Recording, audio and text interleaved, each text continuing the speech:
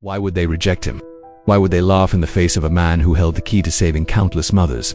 Because Semmelweis's unseen battle wasn't just against the microscopic killers on his colleagues' hands. It was against an invisible force that is just as deadly: ego. The doctors of Vienna were gentlemen, and the prevailing belief was that a gentleman's hands could not, by definition, be unclean.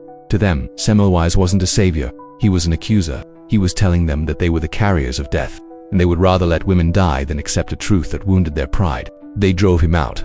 He was fired from his post, and his hand-washing policies were abandoned. The death rates immediately shot back up. Semmelweis was forced to leave Vienna. His spirit broken, he wrote desperate, furious letters to doctors all over Europe, begging them to wash their hands, calling them murderers. But his pleas were dismissed as the ravings of a lunatic. The more he fought, the more isolated he became. The weight of knowing he could save millions, while being utterly powerless to do so, consumed him. His unseen battle had taken its toll. In 1865, at the age of just 47, he was committed to an insane asylum. In a moment of cruel, tragic irony, he suffered a cut on his hand, which became infected. Ignaz Semmelweis died of sepsis, the very same kind of infection that caused childbed fever.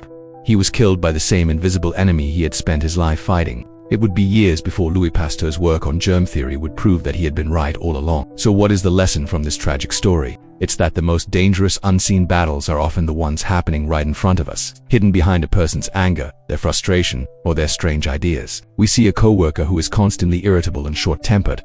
Our single story for them is that they're a jerk. We never stop to consider the unseen battle, that they might be the sole caregiver for a parent with Alzheimer's. We see a customer yelling about a small mistake. Our story is that they are entitled. We don't see the battle, that they just came from a doctor's office where they received the worst news of their life. Semmelweis looked like a madman to his peers because they couldn't see the microscopic world he saw. They judged the man, not the battle he was fighting. We do this every single day. So here's how we apply this lesson. Before you react, before you judge, before you write the story for someone else, pause and ask yourself one question. What is the unseen battle I might not be seeing here? Lead with curiosity instead of condemnation.